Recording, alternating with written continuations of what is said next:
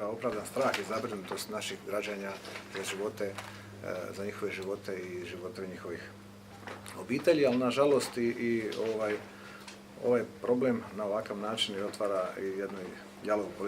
jalova politička prepucavanja koju po svaku cijenu Hrvatska demokratska zajednica želi izbjeći i ne želi se uvući, da kažem, u takav način diskusije, takav način rješavanja problema. Kako smo ovih dana opet postali grad u medijima, grad slučaj iz kojeg se šalju negativne slike, bilo našim potencijalnim ulagačima koji bi u gradu Slavonskom Brodu, zbog toga što grad ima i dosta neiskorištenih industrijskih potencijala, grad Brod ima i obrazovane stručne radne snage koja može raditi u tim postrojenjima, tako da je